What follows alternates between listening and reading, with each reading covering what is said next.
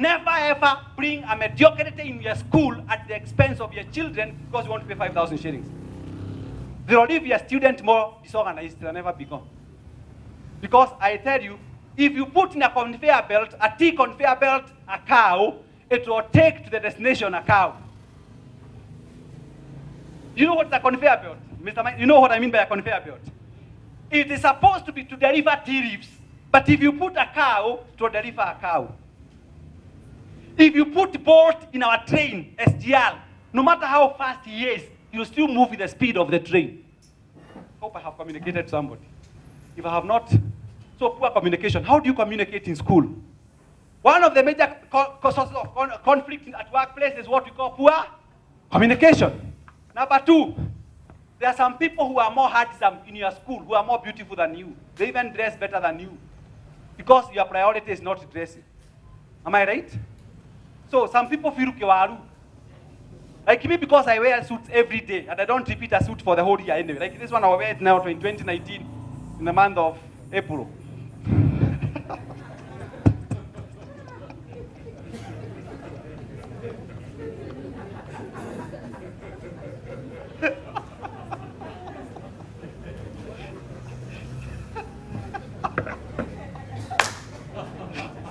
Now, you see, maybe your husband is a police officer and most are traffic police.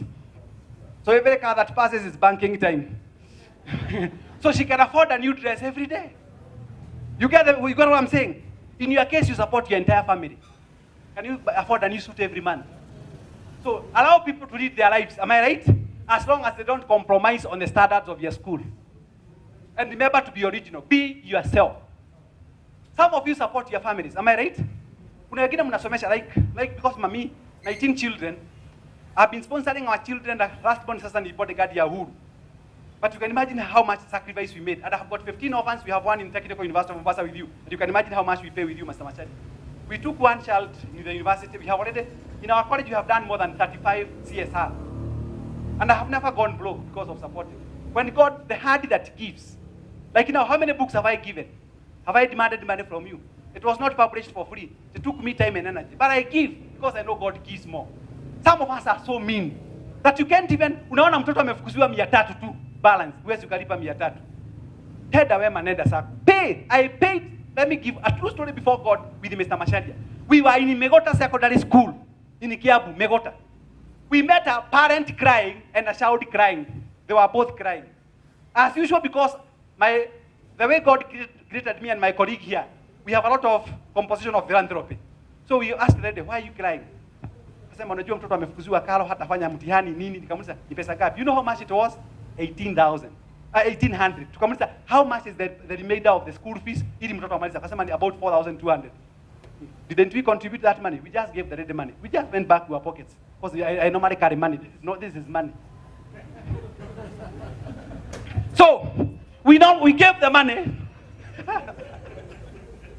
And the shout, do you know how much God has blessed us, my blood? Please don't be mean. Don't be. Mr. Moridi, assist. I know, by the way, I told you deliberately. There's a parent who came to me, and I have told you today, by the way. He told me, I want to go to look for a school. If I mention the name of the parent, you can know. Na mtoto wake alikuwa ametoka Moi Forces Academy, alikuwa ameanguka. Akaniambia, I am going to see Mr. Moridi. Can you help me? I'm not going to write a note to Mr. Moridi. I know he'll help you. And you surely help the parents. The confidence, and I'm saying it before God. I think I mentioned as we took lunch. And I told you, Mr. Moridi, the same one. I knew him. I knew where he was. I never bothered. I said, go to Mr. Moridi. I'm telling you, with 100% level of confidence, those who have done statistics, or level of significance, and you sorted out. And she never gave you a bribe, nothing. You can imagine the confidence I had. Would I talk about you like that? You must prove yourself beyond reproach. So the thing is, differences in personalities, I'm not going to talk about, I wish next time when you invite me, to talk about the 4 types of personalities, as I told you in the morning. Pragmatics, cholerics, sanguines, and melancholy. Yeah, thank you. And please, a difference in personalities among employees is another cause of workplace conflict. Employees come from different backgrounds. Remember, there are those who have lost their beloved ones, and they're with you. Am I right? They are still mourning. So know how to handle them. They are human beings. They have lost their son, they have lost their mother, and you still come here. So saying, talking. Unajua kuna wengine wanakuombea vibaya. Nasema, can't you be a human? I came late because you were making arrangements of the body being transferred from one mortuary to another. Some of that, I don't want to hear that. You must have empathy. You know what I mean by empathy? Put yourself into her shoes or his shoes. Oh, sorry, madam. Or you'll be. Lakini kwa vile amekuja shule, he or she has respected you. Otherwise wengine wakisema nimepata excuse ya kukaa nyumbani. What else makes us have conflict? And you agree. Different values. Similar to personalities, the values of employees differ within the workplace. Now, some people that you have in your staff, they are millennials. They are Generation Y. Am I right? Very young. They don't understand your language. They find you to be very old. You belong to an old school of thought. By the way, you have nothing in common, but now he's in your school. What do you do with him? Wakati nakwambia mwalimu nilikuwa nimeduka bili. Sasa sio kuduka ni kufanya ni kuduka. Niduka bili manze. Usiniletee nilikuwa nimeduka bili. Don't you have those young lecturers in the school? Some of them even come to school drunk. What do you do as the principal? Do you start fighting? Hapa nilikwambia, no, a good principal. Mr. Maina, just come to my office, please. And don't walk in a hurry. Unajua kuna wengine kwa sababu ya kukazika, they go like a buffalo that is charged. Oh, come here. Just sit down. Mr. Maina, you know you have a very big responsibility in this school. You have young people that you are trying to mold.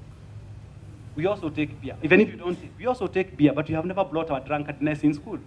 So can you manage your affairs? Because if you continually do this, I'll write casualty. The consequences must be explained as well. But don't fight at unaenda kwa parade. Walimu uko na wanafunzi kwa parade. Mwalimu Maina, you are drunk. That is not the way to do things. Sinikweli my brother, you know what I'm talking about. Just come.